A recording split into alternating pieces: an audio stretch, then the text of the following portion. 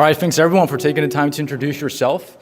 I'm very excited to dive into it, and I've thought quite hard about the topic because there's so much we can talk about, right? Like we can talk about team, leadership, accountability, a lot of different things, but I decided to make it specifically around you, the CEOs of your company and how I operate, and not some tactics, right? It's gonna be like the basics and fundamentals that I follow personally day to day and the things that I uphold, and you can too. Because the lens that I basically installed as a business owner for myself, getting good oversight, knowing what's happening within the company and the moving pieces are the exact things that allow me to make the right decisions, right? Because I'm sure we're all familiar with, panicking and getting emotional, and then the solution is actually quite simple, right? So that's what I really want to cover today as to how I do that myself and how you guys can do that too. Cool?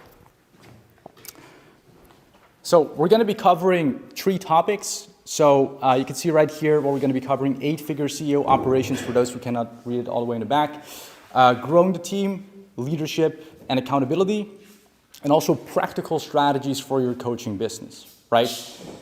And I could have done it on a whiteboard, but again, I believe that showing visuals and showing like how it actually is going on in practice will be the most helpful thing for you to actually implement in your business, right? So you can install it for yourself too. So a quick graph of our growth, and this is from last year, 2022.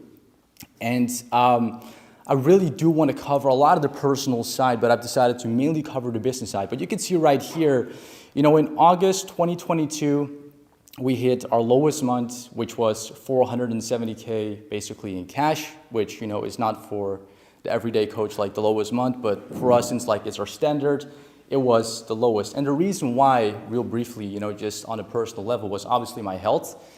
And, I was basically living on 1 kebab a day and 1 energy drink a day, right? And that's not sustainable. But anyway, that's why I got Bailey, who was also going to be guest speaking in a bit here, to cover that more in depth. But that made a huge difference for me, right? Because a couple of you too, you mentioned leadership. But how are you going to be a leader when you don't even show up for yourself in your own personal life? Like, how can you be a leader when you're not keeping the promises you make to yourself in your own personal life? It's going to reflect into your business, and you'll see it really, really fast, right? And that's what I saw. So I decided to basically make a change. And it didn't start with a strategy. It didn't start with a cool email. It didn't start with a mission post. It started with making sure that I started to take care of myself with going to bed on time, eating the right meals, waking up on time, and keeping the promises that I make to myself, executing the values that I uphold for myself as an entrepreneur too. And that's true leadership, because there's no other way to lead than to lead by example. And the A players, the team members you hire, like, they're smart people. They're gonna see the way you operate, like in your personal life, and that again will reflect inside of the business, right? And so these numbers, like, I literally started with Billy in September, right? And for me, one of the biggest things was my health, and second, reigniting my why, right? Because when you make $100,000 per month, like, you can live quite comfortably, right? Like, it's easy to say, let me just do the bare minimum today because I know I'll make X, Y, and Z at the end of the month. But I found that it's kind of boring, to just Netflix, eat Nutella pancakes, and kind of do nothing. Because when you do that, what I noticed was that if I'm not progressing, like, that quote, like, if you're not growing, you're dying. And that is really true. Because I remember for 4 months, me and Danique, we were just working, 2 hours a day. And again, just doing the bare minimum, making some good money. But guess what happens? Your team is ambitious. Like, they want to grow. Like, they want a real career. They want a real leader. But it all starts with you. So when I went in to that phase in my personal life, that reflected quite heavily in my business. But then again, when I decided to solve the health side of things, reignited my why, and I got clear on everything, it skyrocketed, right? So again, that's just really briefly the personal side, but today I'm going to be covering more of the business side and really, how I make sure everything is flowing. So real quickly, a chart. So where you all can see, this is basically 20% or 25% of our team. I'm the CEO, and basically the red is what represents my responsibilities that I basically execute upon on a day-to-day basis, right? So I make sure that my managers are in check, they understand their own goal, they understand their own projects and their own daily activities, right? And then the orange boxes, these are basically the day-to-day operators that are being managed by my managers. Because I don't have the time to review calls. I don't have the time to check the DMs. But what happened for a very long time was I got managers, or I had no managers. And when you just hire a setter and you just put them in the inbox and you just hope things are gonna work out, that is a surefire way to fail, right? So you need to make sure that you have managers in place that can take care and implement accountability for these individuals, right? So just to summarize, there's a total of 30 plus delegated core responsibilities in our organization. Second, the entire delivery is being managed by my business partner DJ, who's sitting in the back, and he's managing 8 people inside of the delivery team. The entire sales team is managed by George and Cameron, which is 17 men strong now. And the marketing and management team is managed by myself, which is 6 men strong. So about 31 people, right? But this is the hierarchy and really where I focus on myself. Quick question. Yeah, go ahead. When we talk about marketing department, should take care on buying marketing and organic marketing, or just do? So to go back real quickly, so this is just for appointmentsetter.com. And we have an IG media buyer, so he's doing like the shoutouts. We have an email copywriter who basically writes all the batches, and I'm the one who distributes it. And then we have an IG content creator who makes all the feed content. So that is all outsourced, basically. Yeah. Cool. So what I'm going to be breaking down is number 1, how to set goals for your company. Second, how to create projects for you and your managers, because if you have managers right now, like you should teach them also how to set goals for themselves, for their own divisions, and how to set up projects that move the needle forward. And this took me a very long time to learn because, it's cool if you plan, you're clear on your goals, but are your team members clear on their goals? What they should be doing on a daily basis? What projects are gonna allow them to move forward in terms of growth and career growth as a whole, right? So we're going to be talking about that, how to create your daily activities, how to have a good overview of the daily operations, right? Because I remember when I was booking sales calls, or my setup was booking sales calls, I'd have to log into Calendly every time, and there were these 5 pages, and it was just not oversightiful at all. I had no idea what was going on. So you need a good overview, and I'm going to show you that today. Also, how to manage your time, how to hold your team accountable, and how to make your life a lot easier by hiring an executive operator. So this one is very simple, but common sense isn't common practice, right?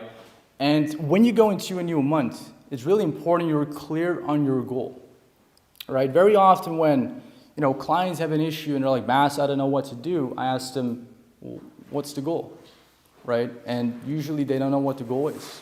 And it's a quite simple case of if you don't know what you want, then you don't know what to do, right? So you got to get clear on that. And my own way of planning is, number 1, I plan monthly only.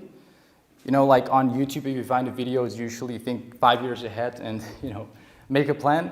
But that usually doesn't work out because a lot of things are moving on a month-to-month, week-to-week, daily basis, which the practical results that get breeded usually change the next month. So it doesn't make sense to plan always too far out and too rigid, for the next month or the months to come. Okay, so I plan monthly only. I create my goal, projects, and daily activities. And I'm going to show you a visual right now of how I do it. So you can see this is literally Apple Notes, right? I just go to my Apple Notes. I set a goal for the month. So you can actually see this was for December. And I set it for both companies. And then what I proceed to do, and we can go more in depth, once I finish this presentation and help you guys with your project, but just to cover this, the projects are the big moving needle pieces that allow you to execute upon leveraged activities, right? So an example is prepare shout out spend for December, as you can see on the screen. Make sure my content creator also starts to learn media buying so we can get even more traffic to our Instagram. And a bunch of other basically activities that allow us to, drive the revenue onwards. Underneath, daily activities. So as you can see, I basically do 4 things day to day, right? I work right now, and I did the math, and I'll show you guys a little bit later in the presentation. I'm working on average like 10 to 12 hours a week for appointmentsetter.com, and the business is generating $500,000 per month, right? And then lastly, a to-do list, right? So things that I cannot get to, but I still need to do. So like that comes down to prioritizing. So to summarize, creating a clear goal, creating projects that help you as well as your team move to the goal, creating the most valuable leverage you can pull on marketing as daily activities. And we're gonna go really deep on that one because so many people do not look at data, right? And we all try a bunch of different things, like we do email marketing, organic marketing, but we never really look at the output it really delivers. For example, if you send out an email and you book 10 meetings, but you had no awareness that it booked that many meetings, then you cannot narrow down on it because you don't have the awareness of the fact that this is actually moving the needle, right? So we're gonna go deep on that too. And essentially creating a to-do section. And most importantly, when you're scaling an organization, teach your team, your managers, your partners how you plan to, right? Because I'm sure that, at least when I hired my managers, I just put them on. I said, hey, do this. But then I had an epiphany and I thought, wait, I never taught them how to plan. And then I asked them, guys, do you have a clear goal, projects, and do you know exactly, you know what to do, but do you know exactly what to do to move things forward? And I was just like, no, not really. All right, so that's going to be the case when you don't teach them how to do it. And again, common sense is a common practice. So, we'll just wait. Come in. Just wait a minute. Take a seat.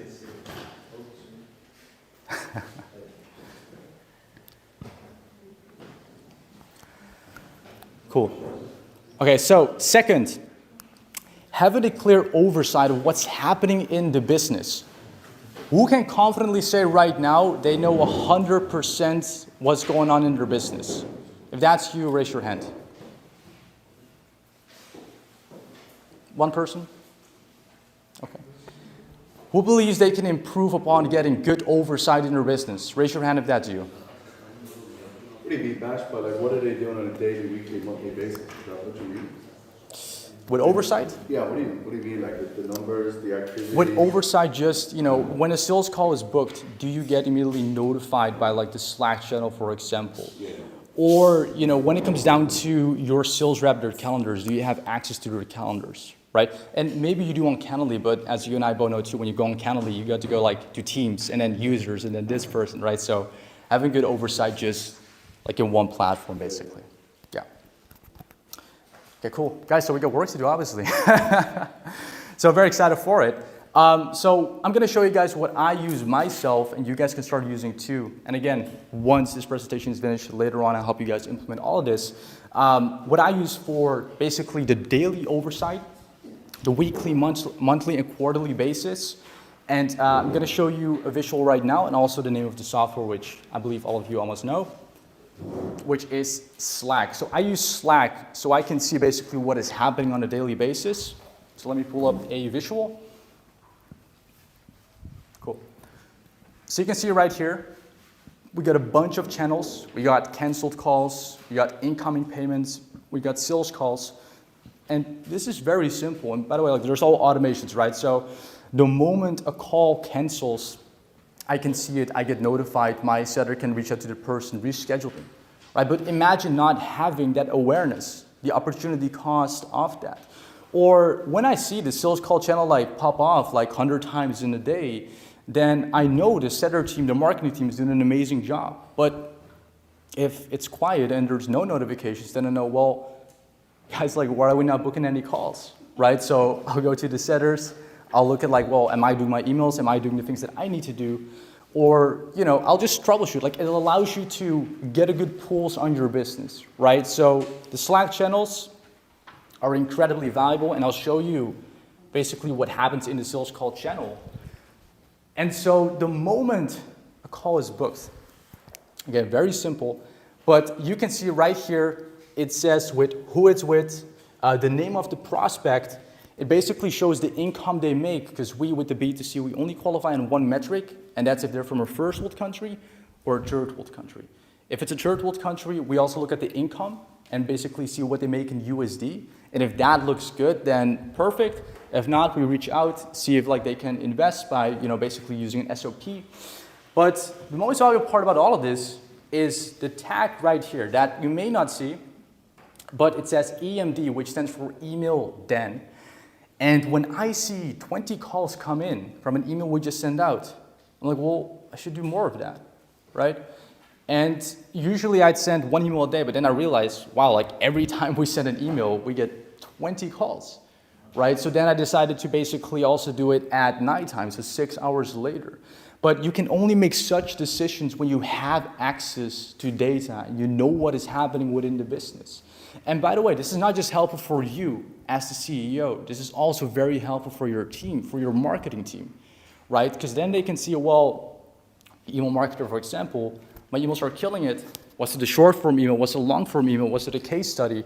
Cool, I should do more of that, right?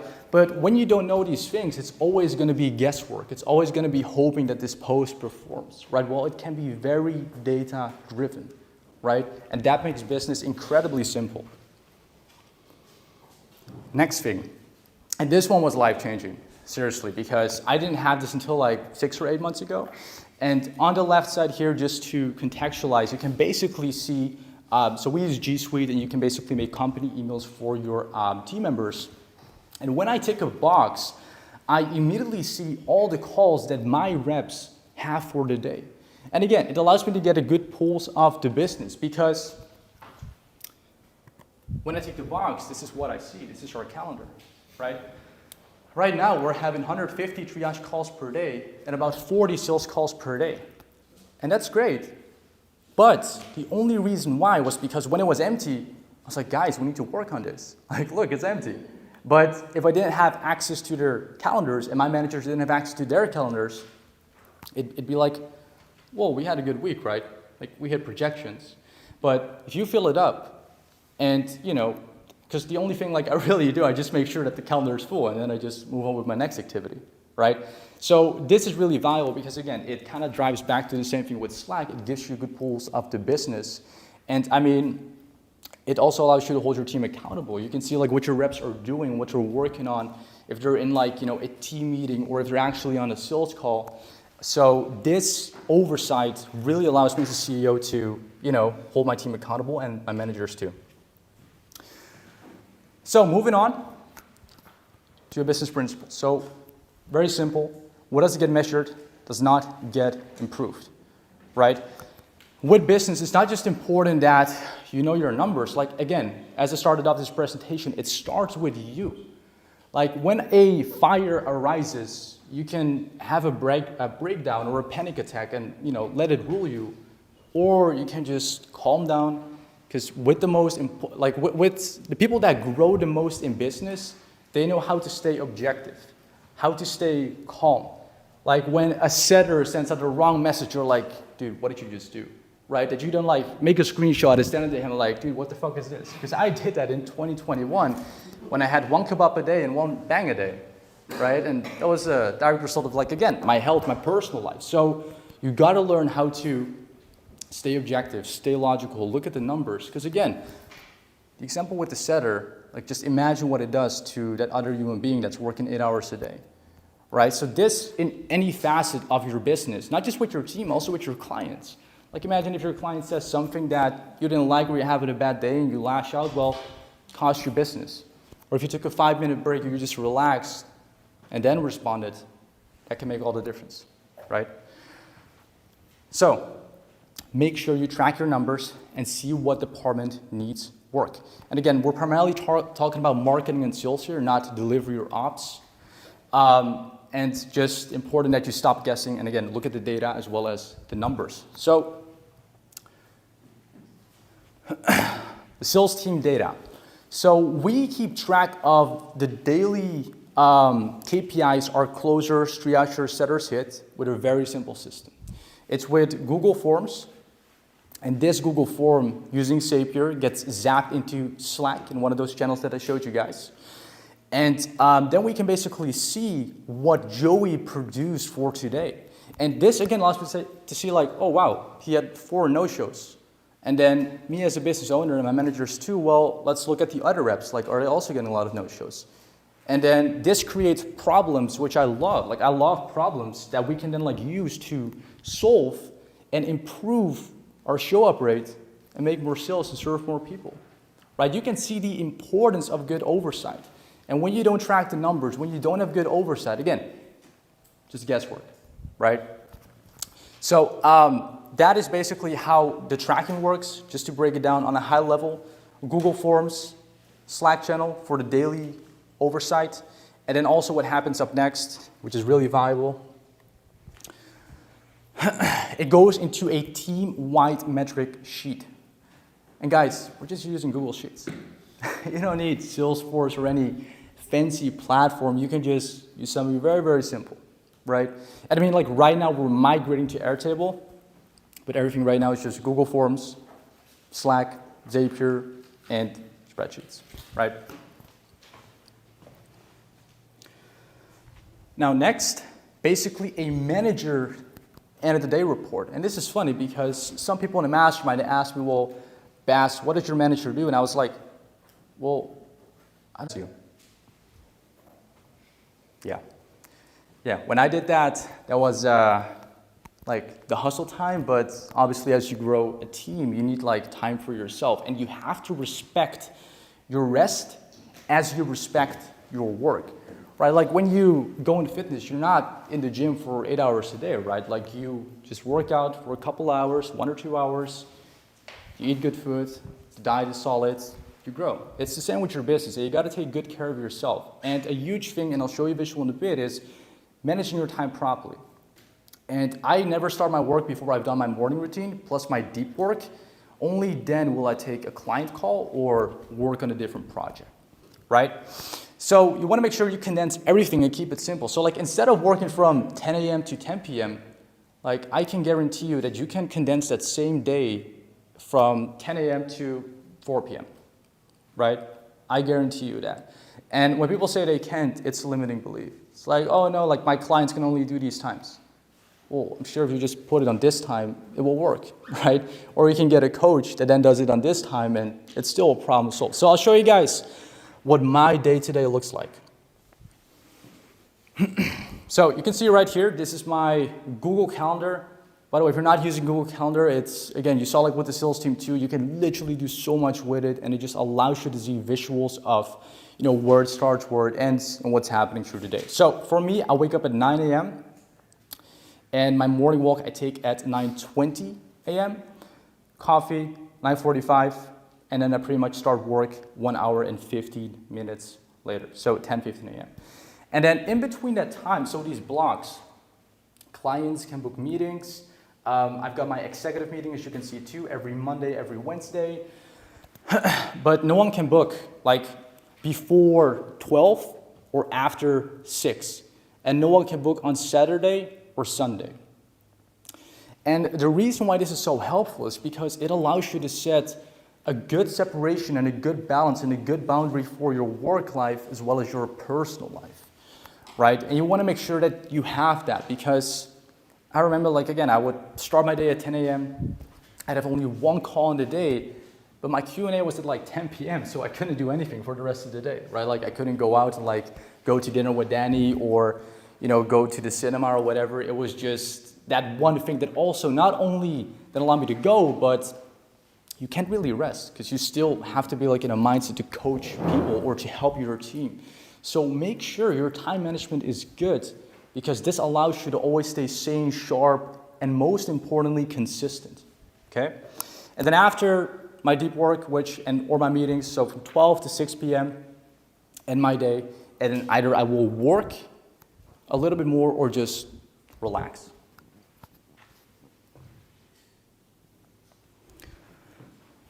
So the next one is keeping it simple and taking action. Right, I'd say like business success is 80% controlling your emotions and knowing how to stay logical and taking good care of the foundations. Like, I did a podcast about a week ago, and I repeated this one thing 15 times, which was just go to bed on time, just wake up on time, eat your meals, go to the gym, and lead by example. Keep it simple and take action and have the foundations properly in place. Be objective and logical when solving problems. Stay calm when fires arise. And again, if something happens, just take a small break. Don't lash out. Understand your goal, understand your projects and daily activities as I've shown you all here today. And then lead your team, pour into them, and get them meetings, right? And you can use the systems that I've shown you today on the Google Calendar for your own time management, oversight over your sales team, or the Slack. I highly recommend you use all of them, right? So yeah, this is how I manage 30 plus people. It's just having core speaking points, right? It's Cameron that does the hard work being in the trenches. It's George, my manager, that is in the trenches and doing the hard work, like holding them accountable in the inbox. It is reviewing the calls. It is making sure that, I didn't even really cover this, you're working with people, like they also have things going on in their life, making sure you're doing a one-on-one call with them, making sure they're okay in their personal life, making sure they're in alignment to actually hit your goals, right? And we're going to cover that in a second too. Frank? But do you have a marketing manager or you managing yourself with traffic, the content, etc.? That's a good question. So my entire email list batch gets written out. My shout-outs are done for me. Organic feed content too. All I do is I distribute it. So the entire team is autonomous, but I basically do the distribution. So you talk directly to the traffic manager, to the copywriting manager? Yeah. Okay. Yeah, that's correct. So to recap, be clear and focused on your goal for the company. Just set one simple, tangible goal and make it a mission for the month, right? Ensure there's leadership and accountability. Ensure your projects are being executed upon. Make sure you know your daily activities, and I want to go a little bit deeper on this in the next few slides, and respect your own time and set boundaries as a CEO, right? Don't work 10-hour days where you could do it in 3 or 4, right? You're not going to move the needle anymore, and it's not necessary, right? At the minute, and I'll show you guys in a bit too, it's 10, 12-hour work weeks for appointmentsetter.com because I'm using the principles that I'm showing you today. And lastly, make sure things are aligned and autonomous, as well as moving forward. So that's just Yeah. a question on the manager's aspect of things. You have obviously a closer and a setter manager. Yeah. How are you compensating them, or what's their incentive, or what is the focus there for them? That's a good question. So the closer manager gets 5%. Overlay? Yeah, over just what the closers bring in. Yeah. And then the setter manager gets 3%, but George right now gets 4%. Yeah. As well as the base, as well as obviously, do they do their own work, or do they just manage it? Do they make their own sales calls, or do they set their own appointments, or what it is? No. Cameron doesn't take sales calls anymore. There's no base either. And George doesn't do any setting anymore either. So it's just full-time management. Just comms. Yeah, just comms. Eat what you kill. Yeah, I mean, they made some pretty good coin last one. I mean, just to give you guys a figure, Cameron made $18,000 last month, and George made $23,000 last month. George is balling. He is balling. Cool. The Yeah. executive meetings, is that with everyone, from, for example, the operations manager, the closer manager? No, Or it's do you have different, depending on the... no. I just do 2 a week, and it's always with George and Cameron. DJ will chime in too at times when needed, but the standard is just with them every Monday and Wednesday. If you didn't have DJ handling the operations, would you bring in the operations manager into that executive meeting, or? Yes. Yeah. Yeah. Because you want the sales department talking to the operations as well. Yeah, and me and DJ, we have great synergies. He's really taking charge of, delivery operations, and I take charge of the marketing and the sales. And how do you, so you said 5%, the setter manager takes 5% of what the setters make? Setter manager 3%, and then closer manager 5%. Yeah. And Cool. what about the setters and the closers? The percentage of them? The setters and the closers. Setters, they start off at 5%, 5% on basic just commission, and then the closers get 10%. Yeah. And plus, do you have any recommendation? Let's say I would want to move my current closer to like a hybrid role where she also manages triage callers that are coming in? Because currently I do 10%. If she has the bandwidth, then yes, but closing is incredibly energy draining. So if she can handle it and do it really well and manage it and take responsibility, because that's kind of the biggest thing about a manager, taking responsibility for the division and the result it gets, then yes. So you can test it, but if not, then I would look at other potential dynamics that she could take in the company. Stefano? Are the managers, I mean, your managers, add their own expenses or costs? For example, you told them to pay for, I don't know, some Software extra or something? coaching, some software, or for example, the setter manager is paying like the copywriters, the shout-out manager, or what? No, I pay for everything. Okay. Yeah. Yeah. Is it 5% of what the closers make or what they generate for the business? What the closers bring in, so let's say they bring in a 6K sale, then Cameron would get 5% of that 6K sale. Yeah. Chris? Yeah, so would you recommend those same percentages if you're not making, 500K a month? Like one of the things I feel is that I have to give my guys like That's a good question. a really good income, otherwise they're not going to stay. They're going to want to go somewhere else. That's a really good question. I would increase that, like if you're below 100K a month, or like it's different for Right. whatever revenue figure you're at, right? Because we push such a massive volume of sales, so George with that percentage can still make 20 to 25K a month, right? I remember at the beginning, like I gave my setter Tom Rees, which some of you may know, I gave him 10% over sales that he would set up as an appointment, and he was a 19-year-old kid and he made $30,000 in 1 month when we were scaling that rapidly, right? So that didn't make a lot of sense, but because we were below, we started at 10%, right? You can apply if you want. So how are you finding all these staff members? And It's a good question too. like I'm sure it also doesn't take one meeting for you to put somebody in your team, right? So I would imagine you need a good amount of traffic before you would pick somebody, right? Yeah, I would say like at that time when we started Millionaire Consulting, we just had basically our Facebook profile, so 5,000 friends, 1.5K Instagram followers, so fairly small audience. But given the quality of the audience, like it worked really well. And Tom, I found him basically, he was a past student of mine. Yap too, past student of mine, like with my previous venture agency coaching. That's how I found him. And for any of you guys too, like you'll find your best hires within your own communities. Why? Because they believe in you and in what you do and in your brand. And I've got hundreds of people offering to work for me for free. Why? Because they believe in what I do, they see the results, they love the story, and that is far more powerful than anything. That is far more powerful than having the most experience on your, getting that from like a very experienced closer versus someone that, has the potential plus has the loyalty to stick through whatever you go through in your company no matter what happens. Like that is so much more valuable. So, hope that makes sense. Awesome, thanks. Yeah. At what point did you decide to get a setter manager with how many setters? I'd say at three appointment setters. At three? Yeah, but the beautiful thing is like usually one of those three will be able to become a leader plus is a top performer, or if not, then you can pretty much promote one of your existing setters to a lead in So the. the setting and the managerial role at the same time, or? In the short term, they could, but the moment your setter team starts to grow even more, full-time management is important because the more people you get, the more moving pieces and the more accountability needs to be applied in those inboxes.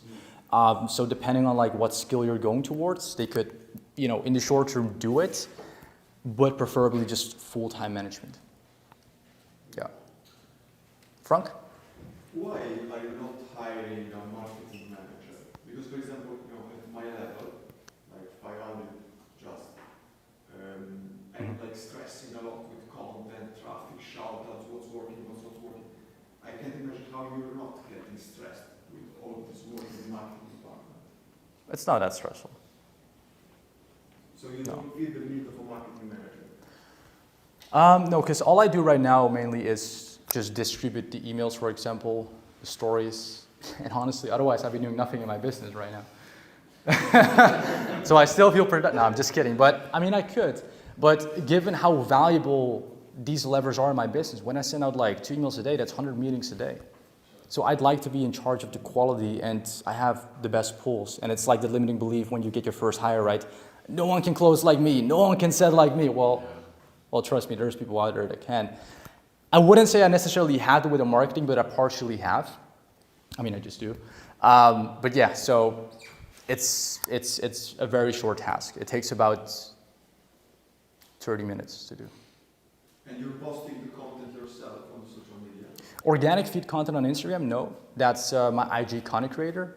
But I do the emails, the stories, and that's it. That's it. Yeah.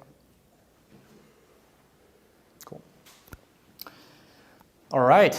So up next, working on the business and pouring into your team. So we got a pretty big sales team, right? Like we got 17 people. And then if you include the managers, almost 20 people, so that's 19. And I just have 2 meetings with my managers to create the goal for them, for their divisions, create projects, and delegate the heavy lifting to them and the team. While I ensure the decisions and projects I delegate result in growth. So like when I'm sitting there with my Apple Notes, I make sure that the projects I create are valuable and move the needle. It's those things that make all the difference. Because we all have access to Instagram shoutouts. We all have access to setters. We all have access to reps. We all have access to managers. But how many of us actually get to the goal in a very short time frame? And I mean, it's not about doing it in the short term, but when you do things in the short term, it shows growth quite well, right? So that is really important that you as the business owner, the CEO, you know how to create that for your team. Right? Because again, it's a perfect example of leading by example. And that's why you got to be in the trenches here and there too. So, up next, here's basically what I do on a day-to-day basis. So, posting 2 emails a day. Between brackets, you can see outsourced because these emails are already written for myself. Right? So right now, my copywriter writes 14 emails per week for me, and he sends them to me every Sunday, and all I got to do is just copy and paste them into ActiveCampaign. No revision needed. He's really good. Second, posting IG feed content. Well, I don't touch that at all. That is fully outsourced in the distribution too. Going live with shoutouts, also fully outsourced. Same with the IG feed content. I don't touch that. I just pay the invoices for the ad spend, and that's it. Posting IG stories takes me 15 minutes each day. Well, and you guys, when you see my stories, it's always the same thing. I'm looking for 3 more beginners, right? So, I mean, and it still works, it still works. So, it takes me 15 minutes right now.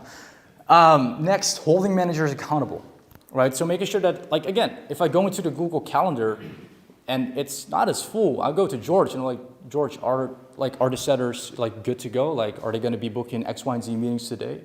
Right? And this is, again, where the oversight is so helpful and where you need the pools of the business so you know day to day where the focus goes to instead of random things and, doing busy work just to feel busy, but not actually moving the needle forward.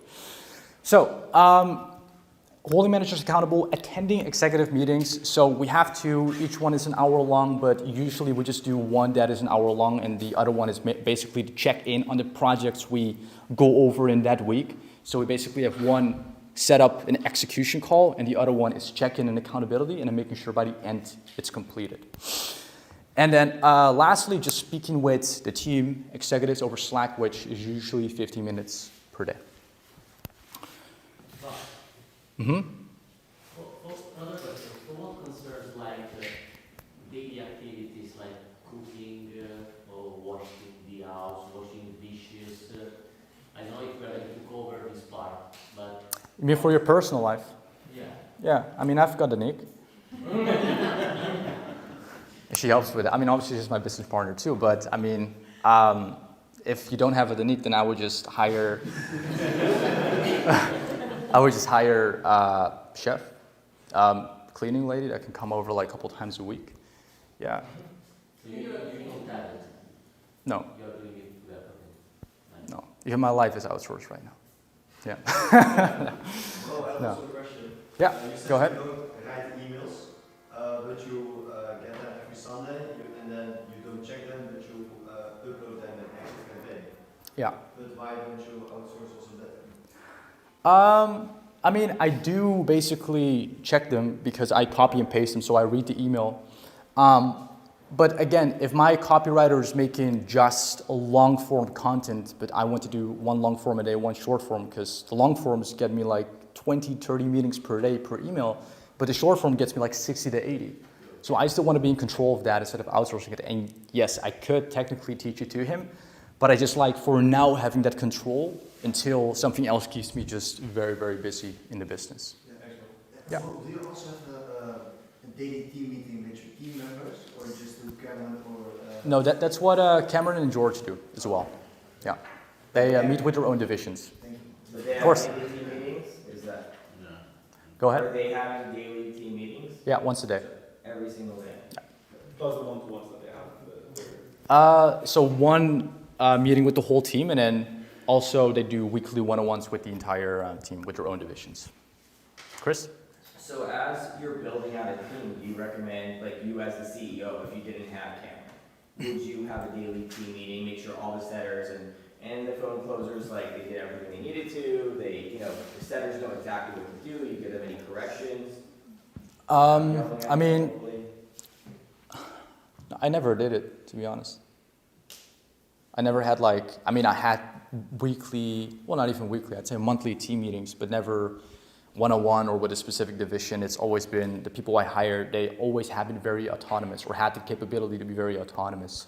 But I know that's not scalable, and again, that's lack of accountability. So getting Cameron was definitely a game changer, or any manager for that part. So you would say that's really key though, or should you be more focused on getting somebody? It depends on the hire. If you hire someone that needs hand-holding, which probably wouldn't be a good hire, then I would. But if you hire someone that has the capability to be autonomous, which again, you can see back in their KPIs if they're doing good or not, I would just make sure they're hitting their KPIs and not have any meetings. Okay. Yeah, all good. Cool. It's my dog, you guys hear. He's a guard dog, yeah. Yeah? What about your copywriter? What he is doing for you? Copywriter, he's writing 14 emails per week right now. 14. Just that? Yeah. No more things he's writing like that? No, because my IG content creator, he makes the threads, reels, tweets, and also the copy alongside that. So that is like a full, completed outsourced hire, and then the copywriter just does the emails. Yeah. For the emails, what's the list size for those meetings that you're booking? It's 16,000 right now. And the main source of those leads, is it just All Instagram. Sacked into ActiveCampaign, or Sorry? is it mainly the Calendly people sacked into the? It's also the Calendly leads, so the past sales calls, but it's a lot of link in bio, to be honest. So I do two things to grow the list, only two things. I have the link in my bio where there's an opt-in page, it's number one. And when we get like a big shout out day, our list grows with 2,000 people, right? So that's a huge thing. And the second thing is basically an IG story. So if you go to my story right now on Instagram, _, it's basically watching the free training. I'll get like a few hundred emails from that too. So it builds really, really simply with just those two things. You send them to the training every day, or? Yeah. And we also get meetings from it. So it's basically opt-in, video, testimonials, book a call, and that's the format. Yeah. Where's your attention going this year, Ash? Obviously, Yeah. attention is moving from platform to platform, in and out and up and down. Big thing at the moment is obviously That's a good IG. question. Yeah. Facebook has taken a back seat for the time being. YouTube is obviously second in charge, and it's going to be TikTok. Where are you pushing? What are you looking at? What are you doing? So we've also, and I haven't shared this, but the Neeks profile too is booking 100 calls a day. So my intention is to just scale more profiles and see how we can do that. Yes, she's just out right now, but it's a very just like copy and paste strategy almost with the IG shoutouts, you know. So like for example, your right hand man Juan, if he's a good marketer, or maybe anyone else in your team, my play is going to be to grow more profiles. Like maybe if DJ too wants to start marketing, like we'll grow his profile, and it's been such a simple strategy. So that's the main play. Do you feel that for the IG and the specific shout out, it is predominantly from you're a 9-to-5er coming, obviously do a new online career, or like do you see that across every industry, every platform? I would say if you want to grow a second profile, for instance, let's say you were to do that with like maybe a partner, then you could just like use the ads that work for you that Jeremy's making, but then just like with Juan's name or another partner's name and just grow that brand too. Yeah, it's becoming a trend. A wider range of people. Whereas for me, I'm very specific with what I do and how I do it. I believe that if once you grow your profile and there's proof of concept there that you could duplicate the ads with Jeremy's help for perhaps, you know, another person's profile, so Juan or maybe someone else, and then just like basically applying the same play. Because you got a lot of pages, because we're not just like on entrepreneur motivational pages, we're on masculine pages, stoic pages. The best performing pages are meme pages, not even kidding. And that's where a lot of our sales come from too. So yeah, you had a question, Frank? Yeah. What motivated you to start a new profile instead of doubling the budget on the first profile? The sector's cut or What's taken away? So why I started the second profile? yeah? Why instead of it? So do you mean for Danique or do you mean for myself, the Boss Slot one? What? Do you mean like for Danique, why we're also growing her profile? Yeah. Right. Well, I'd say the biggest reason is because I got chat restricted for 7 days. And then for a week. And then for a month. So we couldn't send DMs for a month. So I had to make email work, to be honest. That's like also why we're booking as many meetings as we are from email. But because we were chat restricted, so we tested it. I was like, let's just test it. But then I saw like, holy cow, we're getting 100 meetings a day from her profile, like with the setters. And the email list is growing. Like, holy cow, that is pretty crazy, you know? You have new setters on the profile. Yeah. Also 2 setters. What's his IG? Sorry, what's his IG? Danique's IG? Yeah. DANE.Z. Or you can just ask Danique too. Yeah, you can also look at the people I follow on Instagram and you'll find her. Yeah. Do you find with using Danique's profile, you get more female applicants with that? Yeah, Yeah. like surprisingly 50%. Like DJ, how many, like if you had to segment it from 100% like, you know, male and female, how many female students do we have and how many male students would you say we have in NAS? I'd say 30% female, 70% male. Sorry, how much? 30% female, 70% male. Sure, okay. It is growing, like more females are coming in, I can say. Yeah. Probably 20% from the Danique's profile. I assume they relate more. So, Yeah. Yeah. That's one question. How do you do that with, because like, it's a personal brand at the end of the day, right? And then if for example, if you grow Danique's profile, but then Danique is not Yeah, no, I mean, it's, I've noticed that too, but it's very simple because I have not been involved in delivery since day one. Like, however, we do the marketing and sales and it's appointmentcenter.com, but DJ takes care of delivery. So I just believe that beginners, 9-to-5ers, like they don't really, to be honest, like of course they care about their brand to a certain extent, like you gotta trust the person, but they just really care about getting the job, learning the skill, and making sure that we're delivering on that for them. So that really outweighs the, oh, I want you to coach me, like kind of thing, right? So that's what I've seen. Yeah. cool. Are Yeah. you going to be using the Facebook group, appointment setter Facebook group, to get leads, or are you going to be stopping getting leads into the Facebook group? And Maybe 8 to 12 months from now. But for now, like, because it's an unlimited skill, like the IG profiles, we're just going to focus on that for now. Yeah. Are Yeah. you running IG shoutouts also for Danique or not? Yeah. Yeah, we're doing 50-50. So 50% of the ad spend goes to my account, and then 50% of the ad spend goes to the other account. Okay. And how did you divide the activities that you post?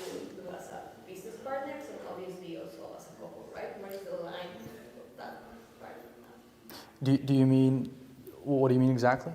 For the business, how do you like divide the activities for Danik and Jude? Like, Oh, sure.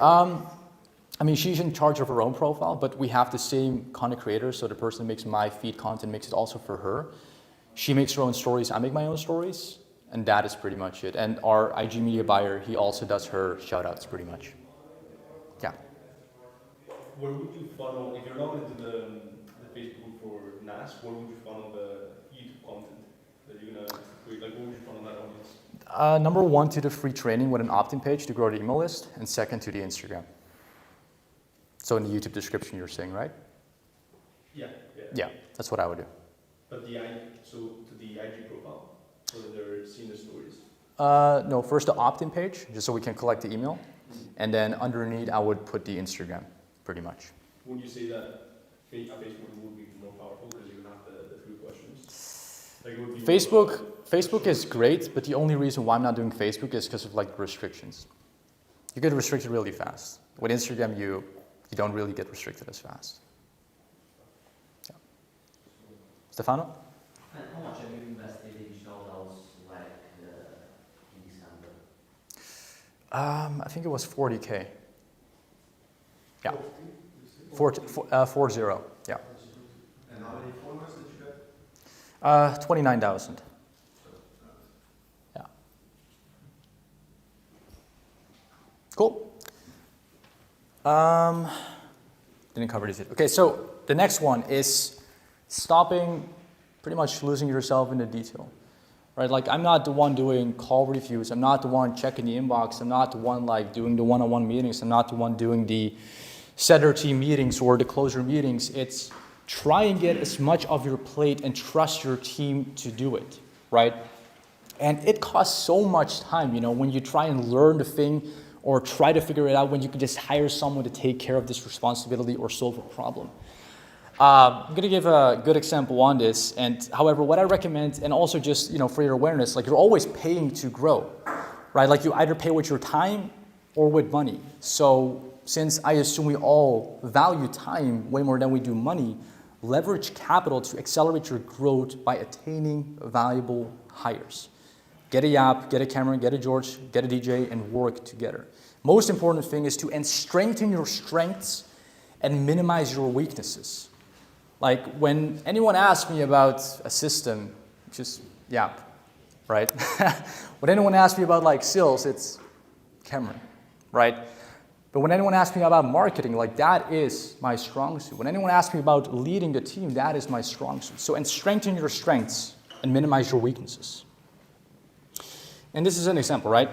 Last year, 2021, went from like the Netherlands to Portugal, and we were, you know, basically implementing a tax strategy, but, you know, I've got zero clue on taxes, I've got zero clue on bookkeeping, and we actually had none of our numbers, right? So that was a big issue.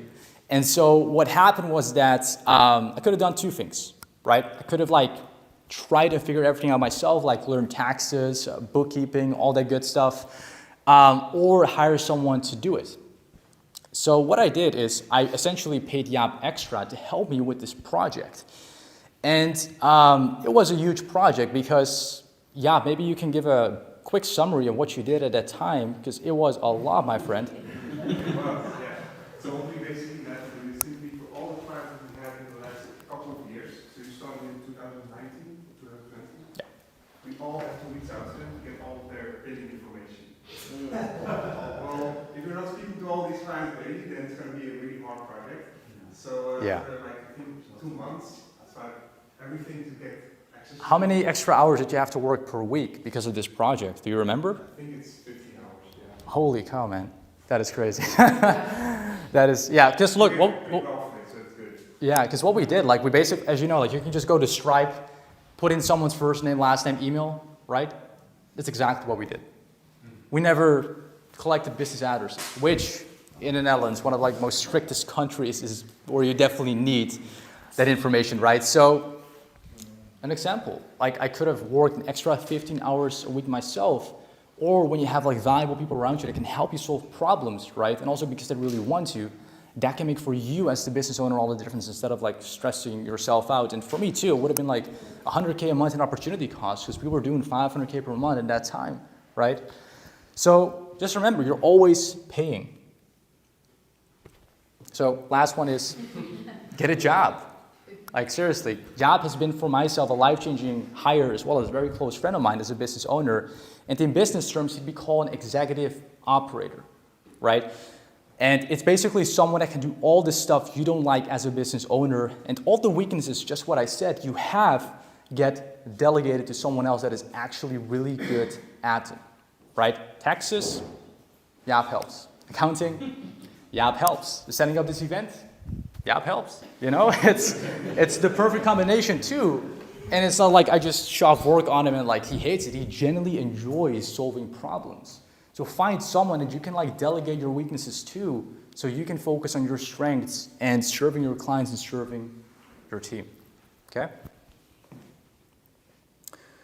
The last one is probably the most important one. And it is to take good care of your team. Okay? And especially managers and partners.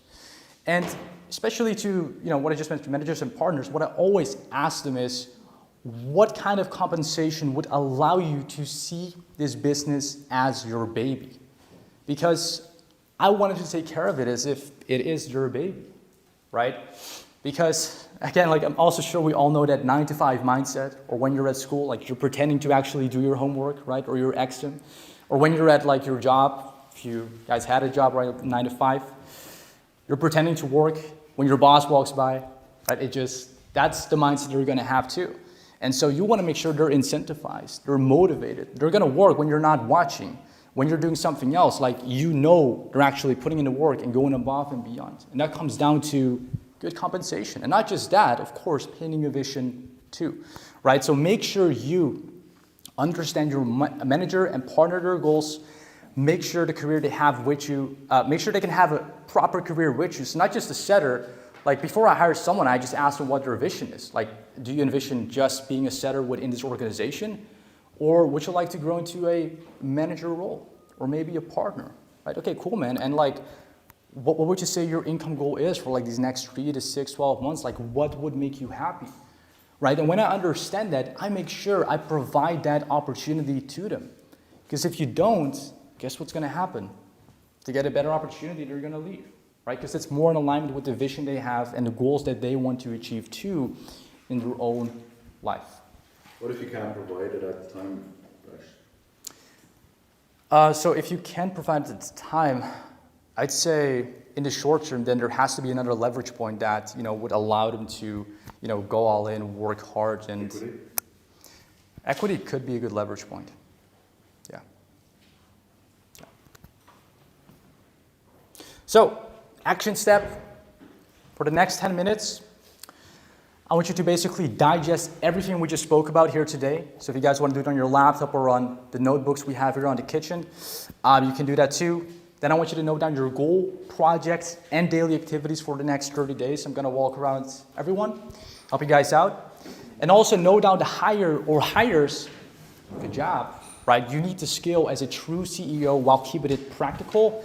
And note down what you should delegate to, like things you're doing right now that you saw that I'm not doing, right? And making sure that you can start delegating this to your executives and making sure that your daily activities are as valuable as they can be. Cool? Yes. Also, Sweet.